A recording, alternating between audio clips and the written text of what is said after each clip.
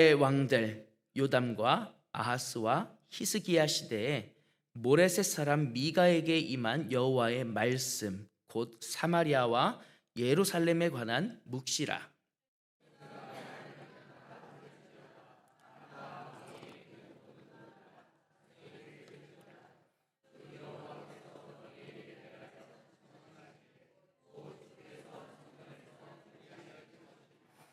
여호와께서 그의 처소에서 나오시고 강림하사 땅의 높은 곳을 밟으실 것이라.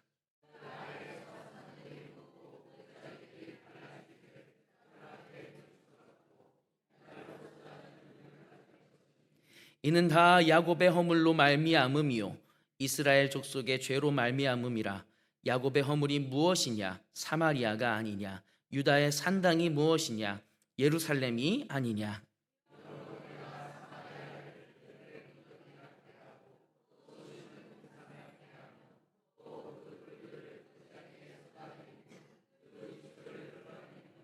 그 새긴 우상들은 다 부서지고 그 음행의 값은 다 불살라지며 내가 그 목상들을 다 깨뜨리리니 그가 기생의 값으로 모았은즉 그것이 기생의 값으로 돌아가리라.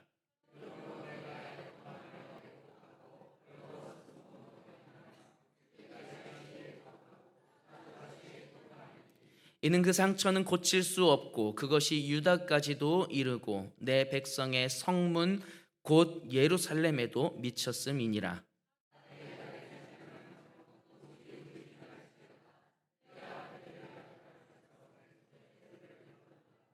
사빌 주민아 너는 벗은 몸에 수치를 무릅쓰고 나갈지어다. 사안한 주민은 나오지 못하고 벳에셀이 애곡하여 너희에게 의지할 곳이 없게 하리라.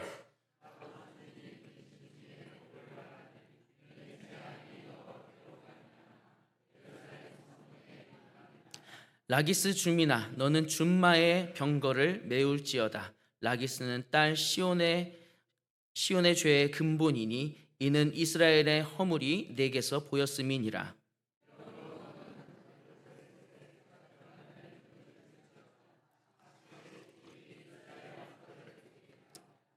마레사 주민아 내가 장차 너를 소유할 자로 내게 이르게 하리니 이스라엘의 영광이 아둘람까지 이를 것이라.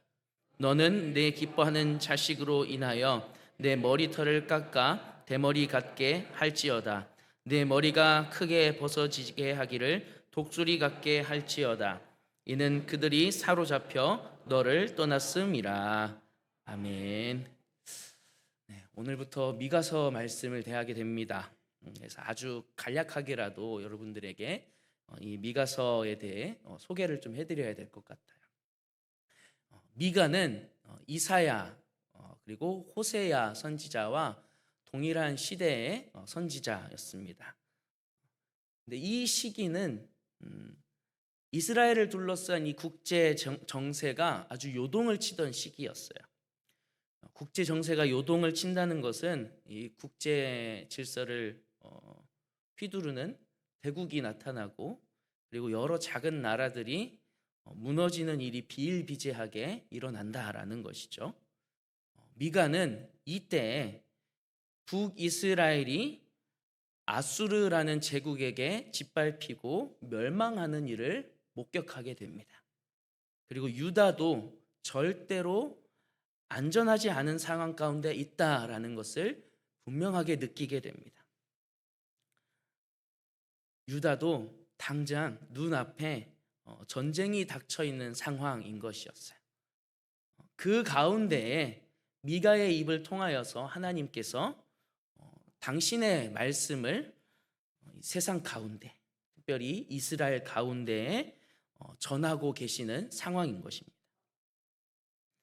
하나님은 이 미가를 통해서 유다에 그리고 유다에 속한 여러 도시들의 하나님의 심판이 놓여 있음을 분명하게 말씀해 주고 계시는데 그 내용이 오늘 우리가 읽은 말씀의 내용인 것입니다. 우리가 10절부터 보게 되면은 그 도시들의 이름이 나와요.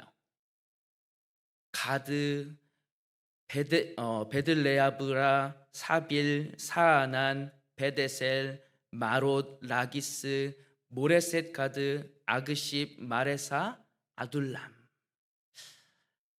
10개가 넘는 이 도시들의 이름이 나옵니다. 하나님께서 이 아수르라는 제국을 유다와 이스라엘을 향한 심판의 도구로 사용하시는데, 아수르의 군대가 이 도시들을 차례로 점령하며 유다의 중심인 예루살렘까지 진군하게 될 거예요. 여러분, 왜 그 도미노 있잖아요. 이 도미노 블록이 하나씩 차례로 무너지면서 자신을 향해서 다가오는 것을 보게 되는 경우가 있죠. 막 무너지는 게 나에게 다가오는 것처럼 느껴지는 것. 마치 그것처럼 하나님께서는 이 미가 선지자가 조금씩 유다를 향해 다가오는 그 심판을 미리 보게끔 하신 거예요. 그리고 미가를 통하여서 온 이스라엘이 함께 보게 하신 것입니다. 그런데 이 도시들에 대해서 예언하고 있는 이 부분이요, 참 재밌는 부분이더라고요. 이 내용을 이야기하기에 앞서서 제가 대전에서 초등학교를 다니신 분이면은 누구든 맞출 수 있는 좀 퀴즈를 내면 조금 부담되시나요? 대전에서 초등학교를 다니신 분들은 다 배우셨을 거예요. 그 말은 우리 연세가 좀 있으신 분들은 모르셔도 이렇게 크게 민망하지 않다는 겁니다. 이 우리가 살고 있는 도시의 이름이 뭐죠? 예, 한밭, 대전이죠, 그렇죠? 이 대전이 한자가 뭔지 다들 아시죠? 큰 대자에 밭전자예요, 그렇죠? 그래서 큰 밭이라는 뜻이잖아요. 그래서 순 우리말로 한글로 아까 말씀하셨듯이 한밭이라고 불리게 되는 거죠.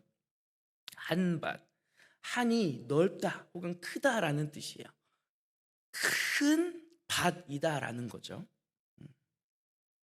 이 지명이 나온 김에 이제 진짜 퀴즈가 들어갑니다.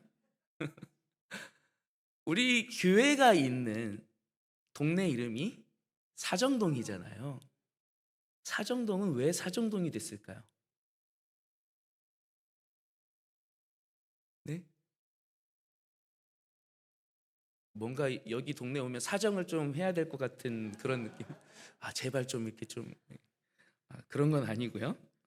사정동은 마을에 모래 수렁이 있어서 그 모래에 그 모래사자에 정자를 써가지고 사정동이라고 했다라고 그래요.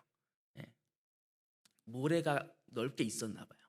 이 유등천을 끼고 이렇게 모래가 넓게 있었나 보죠, 그죠? 지금은 모래를 찾아볼 수는 없어가지고. 예. 그러면은 사정동은 못 맞추셨으니까 산성동은 왜 산성동이 됐을까요?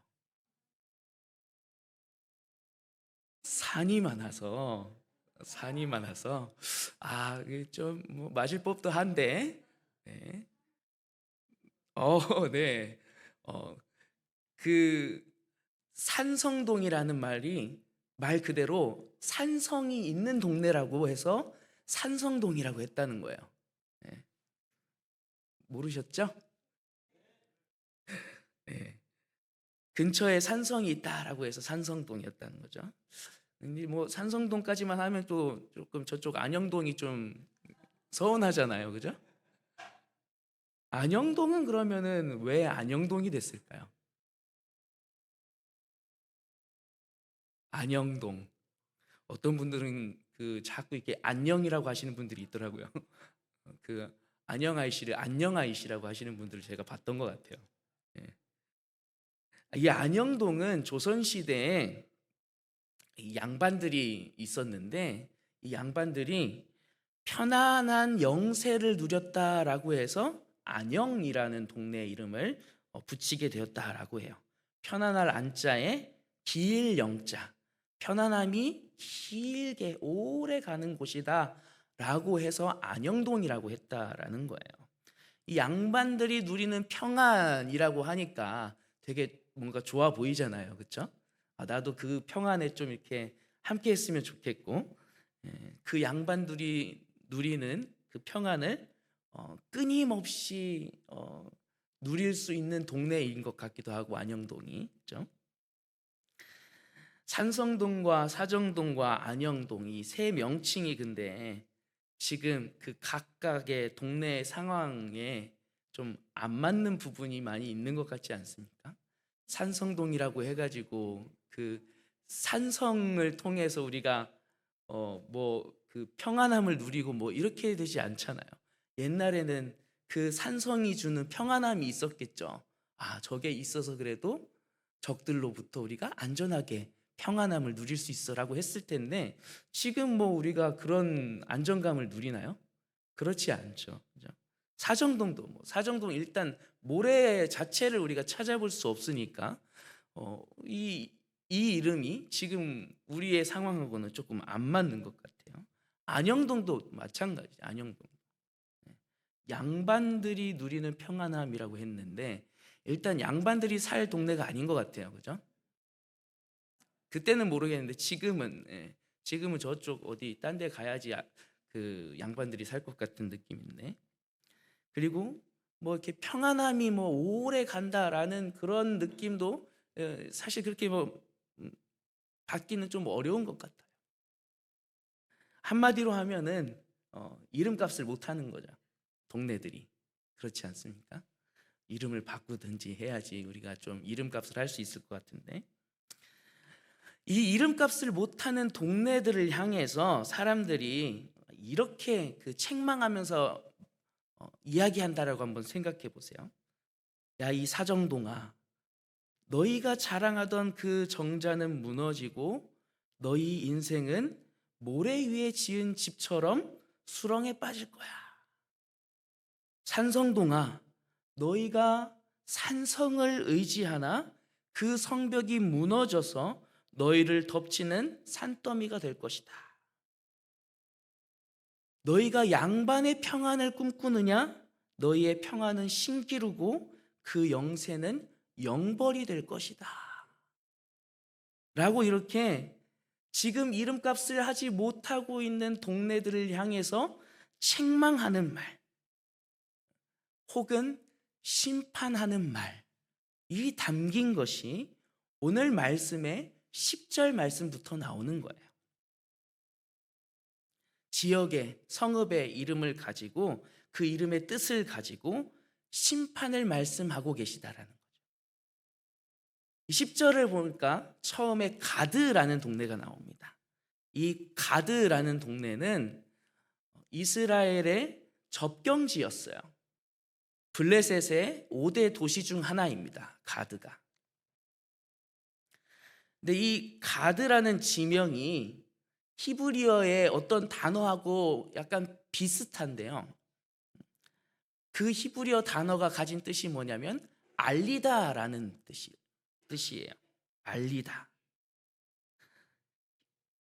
타기두라는 말이거든요. 기두라는 말이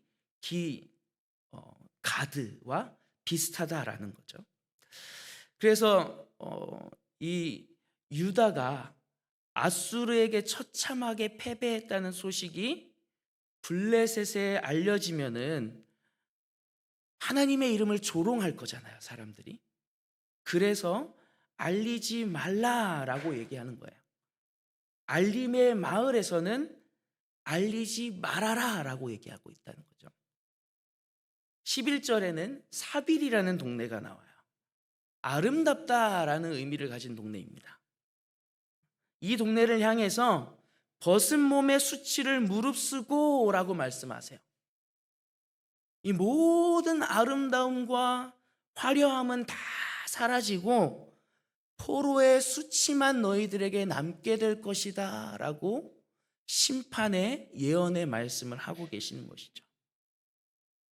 그 다음에 또 사안안이라는 성읍이 나오는데요, 이 성읍은 나오다라는 히브리어 단어와 비슷한 발음을 가졌어요.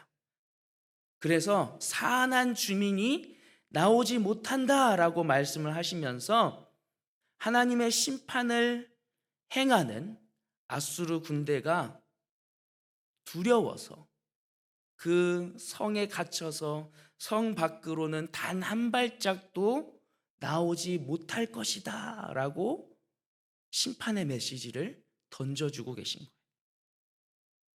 다음에 벳에셀이라는 성읍이 나옵니다. 이 벳에셀은 가까운 집 혹은 기초라는 의미를 가진 성읍이에요. 이 성읍에 대해서는 이렇게 말씀하세요. 의지할 곳이 없게 하리라. 가까이서 도와줄 이웃도 기댈 기초도 모두 다 사라지게 될 것이다 라는 심판의 메시지인 거예요. 마지막으로 한 개만 더 볼까요? 제일 마지막에 아둘람이라는 성읍이 나옵니다. 이 아둘람이라는 것은 피난처, 굴을 의미해요. 이 성읍에 대해서는 하나님께서 이렇게 전해주세요. 이스라엘의 영광이 아둘람에 이르리라. 뭔가 좋은 것 같은데, 그런데 뜻이 그렇지 않아요. 영광이 굴에 임한다라는 것은 여러분 영광이 사라지는 걸 의미합니다. 왕과 같은 자들이 쫓겨나서 굴 속에 숨는 처량한 신세를 그렇게 될 것임을 말씀해 주고 계신 거예요. 지금 여기에 나오는 이 성읍들의 이 지명은 다 각각이 아름다움, 영광 이런 것들을 상징하지만 그 모든 성읍들이 하나님의 심판 앞에서는 오히려 그 이름 때문에 심판의 비극이 더 극명하게 드러날 것이야 라고 이야기해 주고 계신다라는 것이죠. 그곳에 살았던 사람들은, 그곳에 살고 있는 사람들은 겨우 나 때는 이 도시가 아름다움이었고 영광이었어 라고 말할 수밖에 없는, 거기에 그칠 수밖에 없는 처량한 처지가 될 것임을 말씀해 주고 계신 거예요. 마치 안영동이 옛날에는 양반들의 평안함을 뜻하고 또 이야기하는 동네였지만 지금은 양반의 평안함을 이야기할 수 없는 존재가 되었듯이 이 10절부터 나오는 이 성읍들을 통하여서는 이제 하나님의 심판이 내려지고 그들이 가지고 있는 그 이름의 뜻이 전혀 찾아볼 수 없는 상황이 될 것임을 하나님께서 이 심판의 메시지를 통해서 미리 말씀해 주고 계신 것입니다. 이 말씀을 계속 보는데 이 하나님의 심판대 앞에 이 성읍들이 하나씩 하나씩 서게 되고 그들의 믿음의 행위에 따라서 결산을 받는 모습이 저한테는 계속 떠오르더라고요. 결산한 것이 전혀 이름에 걸맞지 않은 성읍들이 하나씩 차례대로 하나님의 심판을 이어서 받는 모습처럼 느껴졌어요. 아름다움이라는 이름에 걸맞지 않은 그 비참함, 영광의 이름에 걸맞지 않는 수치와 굴욕이, 기초라는 이름에 걸맞지 않게 의지하고 남겨놓을 기초조차도 하나 없이 다 무너지는 모습, 이런 모습으로 결산이 맞춰지니까 참 안타깝더라고요. 사실 이 이름값을 가장 못하는 것은 이 도시들뿐만이 아니라 앞에 나오고 있는 대상이에요. 이스라엘입니다. 여러분, 이 이스라엘이라는 이름의 뜻 혹시 아십니까?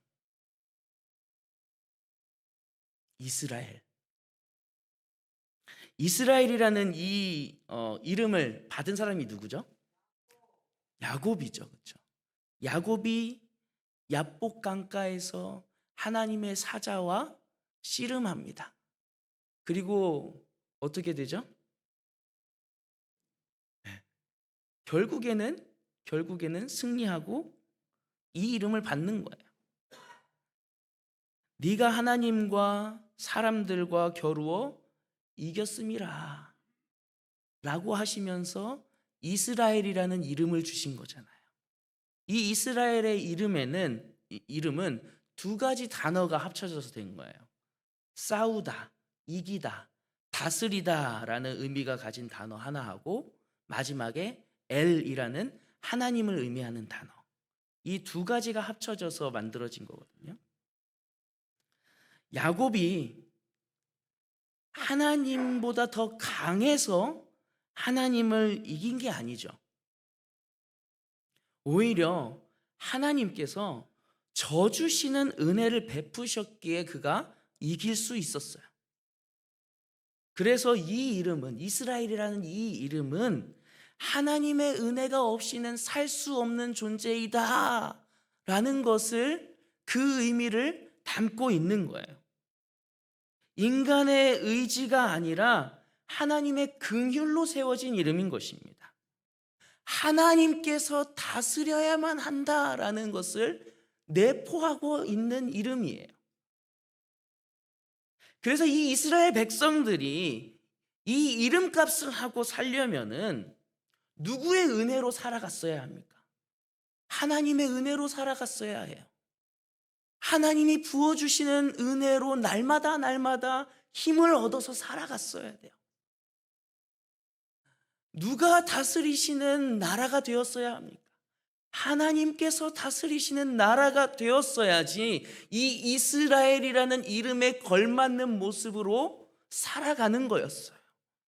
그런데 그들은 은혜를 하나님으로부터 받으려고 하지 아니하고 다른 우상들을 쫓으면서 그 우상들이 준다라고 하는 은혜를 누리고 싶어 했어요.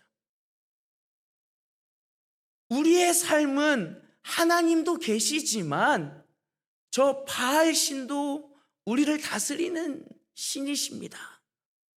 저 아세라도 우리에게 풍요로움을 주는 신이십니다. 하나님의 다스림만을 구하고 하나님만 주인 되시는 그러한 나라로, 그러한 삶으로 살아간 것이 아니라 다른 많은 우상들도 함께 섬기며 그 우상들 밑에서 살아가고 있었던 거죠. 5절과 7절에서 하나님은 미가 선지자를 통해서 그들의 죄악된 모습을 고발하고 계세요. 우리 5절과 7절 말씀 한번 함께 읽어보겠습니다. 시작.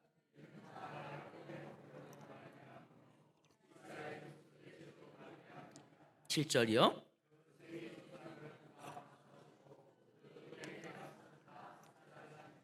내가 그 목상들을 다 깨뜨리리니 그가 기생의 값으로 모았은즉 그것이 기생의 값으로 돌아가리라.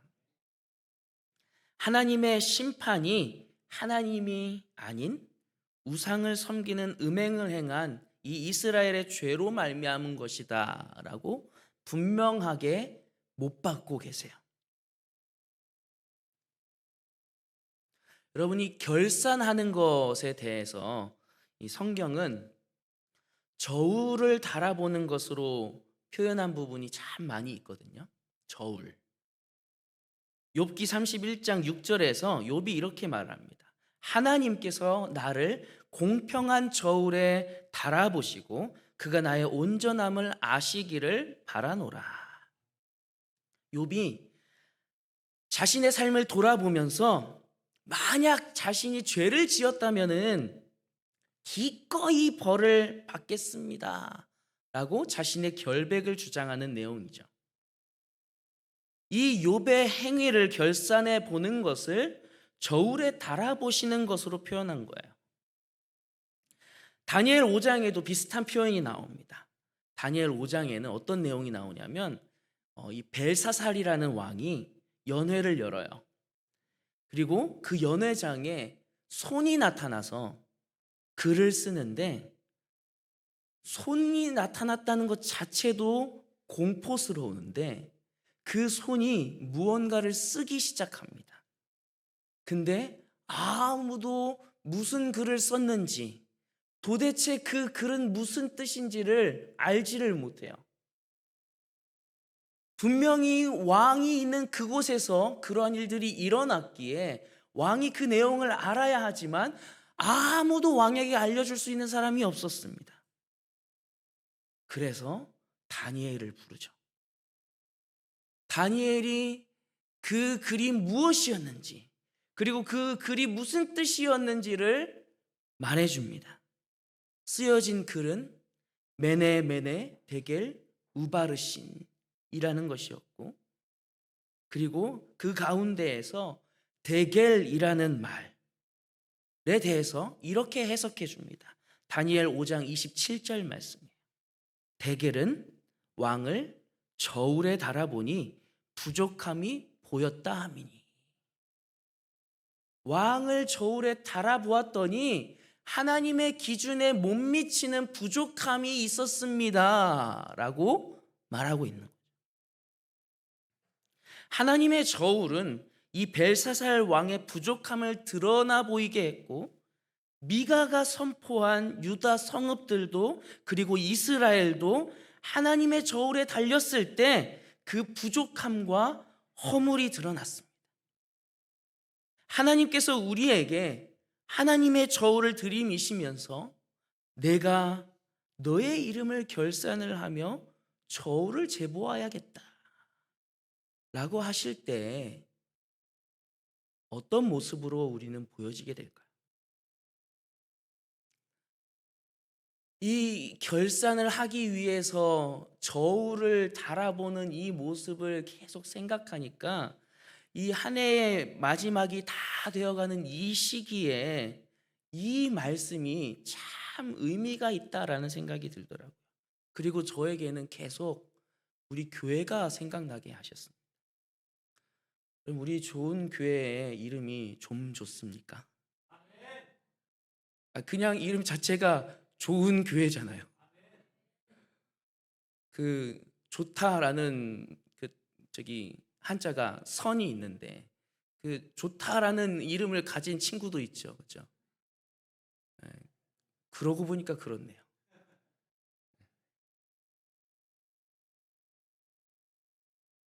여러분, 2025년 한 해 동안 하나님 앞에서 좋은 교회가 됐어야 하는데 이 이름값을 제대로 했나?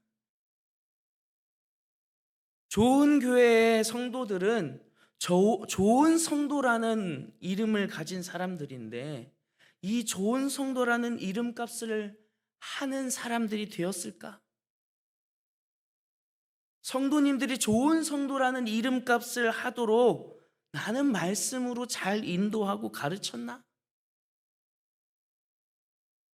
여러분, 한 해를 돌아보며 여러분 각자의 우리의 모습을 하나님의 저울에 달아놓는다라고 했을 때 어떤 결산이 나올 것 같으십니까?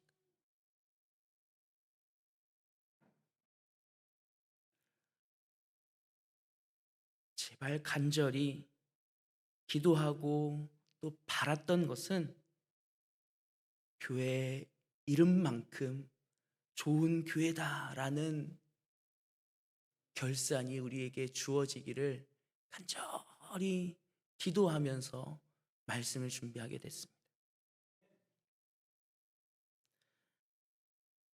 여러분, 우리에게는 수많은 이름들이 있어요.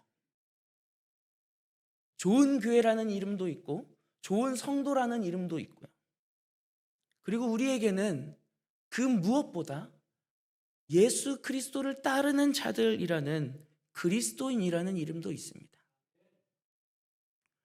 여러분, 이 이름, 예수 그리스도를 따르는 사람이라는 이 이름에는 여러분들 우리의 모습이 어떤 결산을 얻게 될 것 같으십니까? 여러분 각자가 여러분의 삶에서 그리스도인이라는 그 이름의 값을 얼마나 하고 살아오셨냐라는 거예요.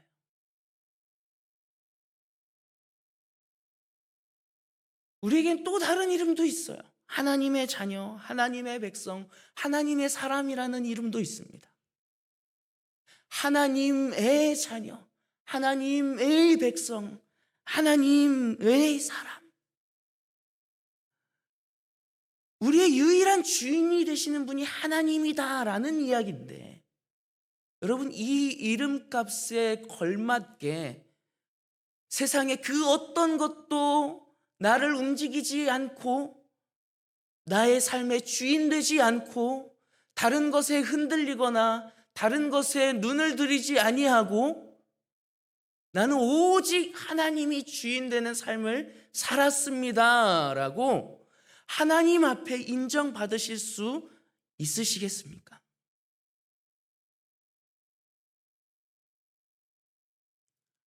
우리 스스로 이 질문을 해봐야 될 것 같아요.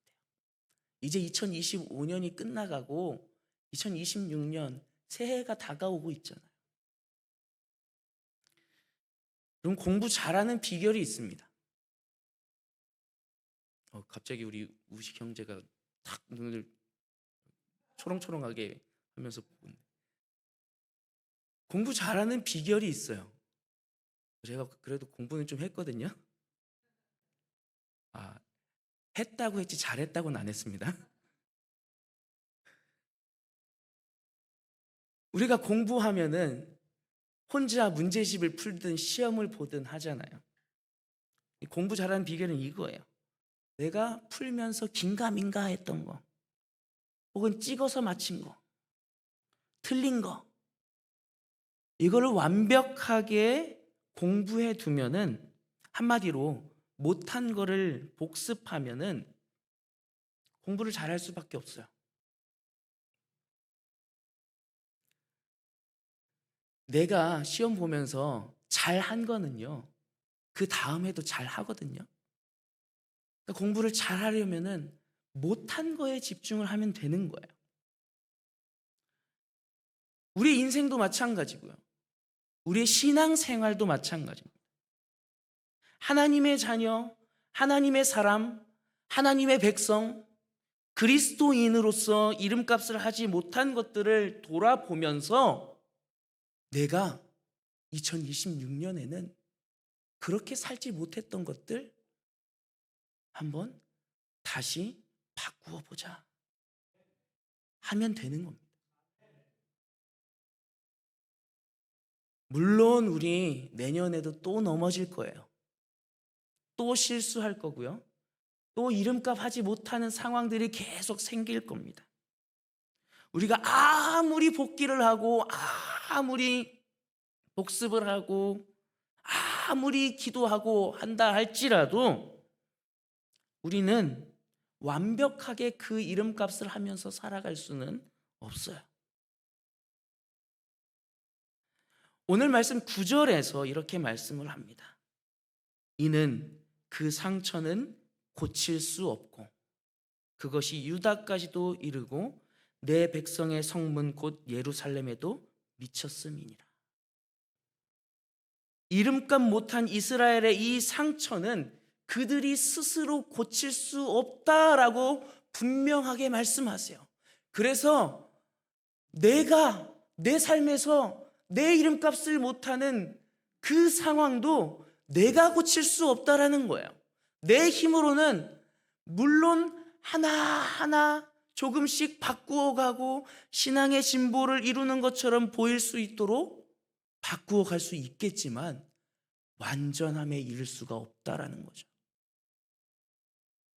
그래서 우리에게 치료자 되시는 예수 그리스도의 은혜가 필요한 것입니다. 우리의 치료자 되시는, 우리를 온전케 하시는 그 은혜를 베푸시는 주님 앞에 나아가야지 우리가 온전히 우리의 이름값을 하며 그 이름값의 결산을 잘하였다 충성된 종아 라고 칭찬을 들을 수 있게 되는 거죠. 여러분, 우리의 힘으로는 100에 10도 못할 거예요. 그러나 능력 있으신 하나님 의지하며 나아갈 때 우리는 좋은 교회라는, 하나님의 백성이라는, 그리스도인이라는 그 이름값을 충분히 해내고도 남을 수 있음을 믿습니다. 우리가 함께 그 길로 나아가기를 원합니다. 2026년이요, 하나님 앞에 함께 나아가며 우리가 우리의 이름값을 충분히 다 해낼 수 있기를 간절히 원합니다. 우리를 그렇게 세우시는 하나님의 은혜가 우리 모두에게 충만하기를 간절히 원합니다. 우리를 그렇게 세워가시는 하나님의 은혜가 충만하기를 간절히 축복합니다. 우리 함께 그 믿음의 고백을 하나님 앞에 올려드리며 찬양하며 나아가기를 원합니다. 주님의 음성 외에는 나에게 기쁨을 줄 수 있는 것이 단 하나도 없음을 믿습니다. 그러니 나는 주님 앞에 달려나아가겠습니다. 주님과 함께함이 나에게 가장 큰 기쁨입니다. 내가 내 이름값을 다 할 수 있는 유일한 분이 되시기 때문입니다. 우리 함께 기쁨으로, 감사함으로 찬양하며 나아가겠습니다.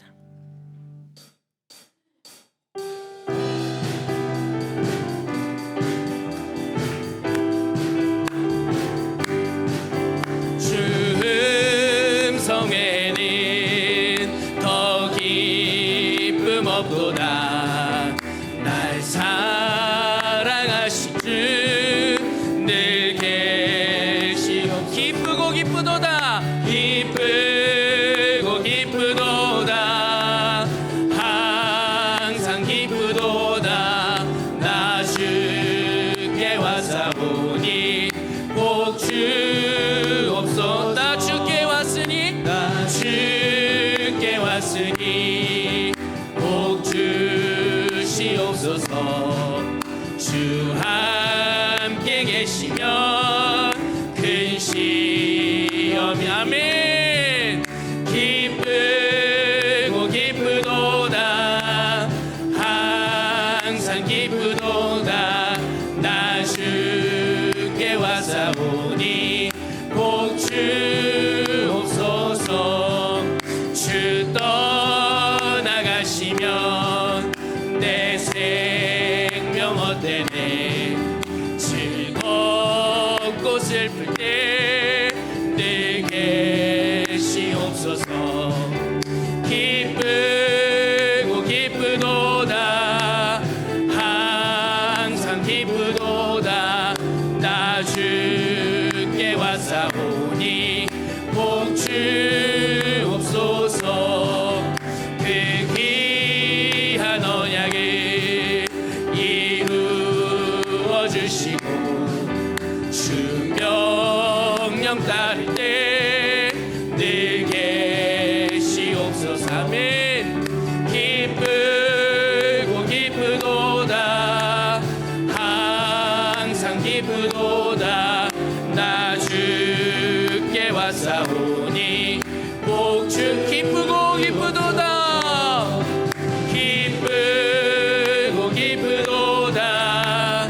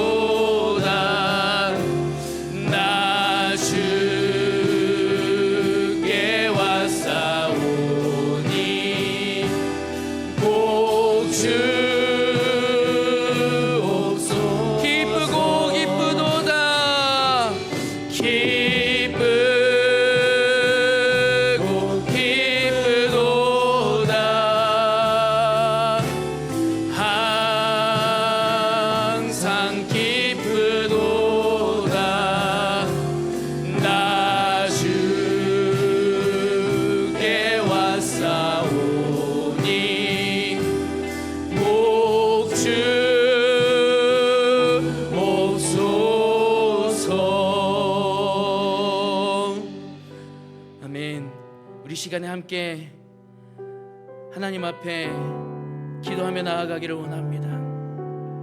주님, 나에게 주어진 그리스도인이라는 하나님의 사람, 하나님의 백성이라는 그 이름값을 온전히 해낼 수 있기를 원합니다. 실수하고 넘어질지라도 우리의 상처를 싸매시고 우리를 온전케 하시는 예수 그리스도 앞에 나아가서 나의 거룩한 이름을 온전히 이름값을 해내는 복된 삶을 살아가게 하여 주시옵소서라고 우리 시간에 주님의 이름 크게 한번 부르고 다 함께 기도하도록 하겠습니다. 주여,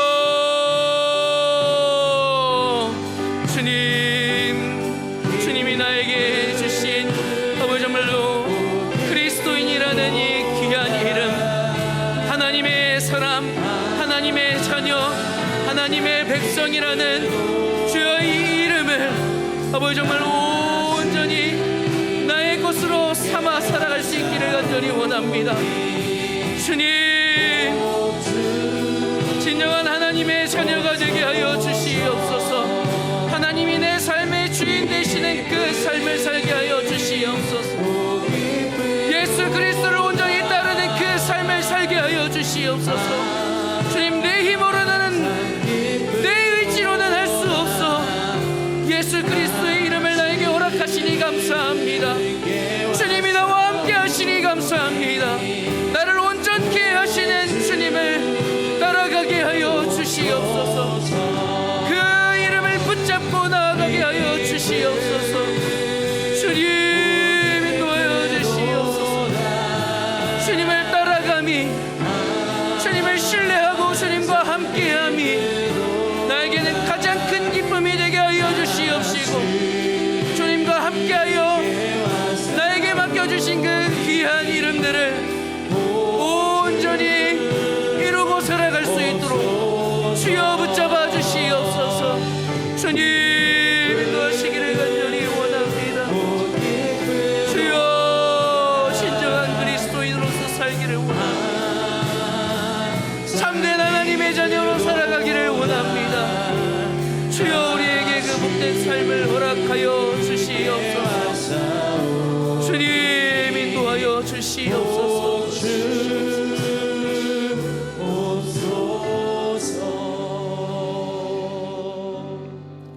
주님, 그리스도인의 이름대로, 하나님의 자녀, 하나님의 사람의 그 이름대로 지난 한 해를 온전히 살지 못하였던 나의 모습들을 주님 앞에 내어놓습니다.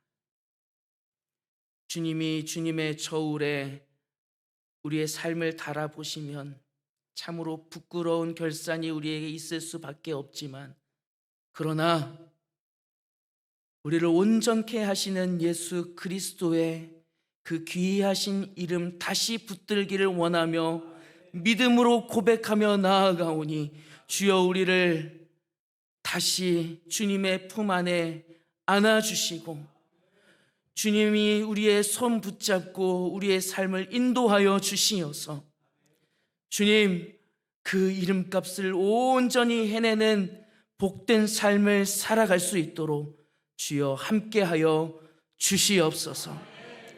주님, 좋은 교회, 좋은 성도의 그 이름도 온전히 해내기를 원합니다.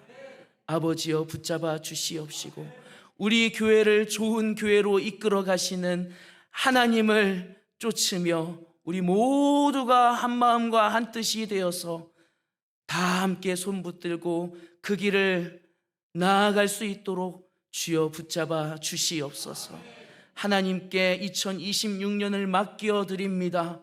주님, 주장하여 주시옵시고 주님께서 풍성한 열매들로 허락하여 주시옵소서. 우리의 기도에 응답하실 줄 믿사오며 거룩하신 예수님의 이름으로 기도합니다. 아멘.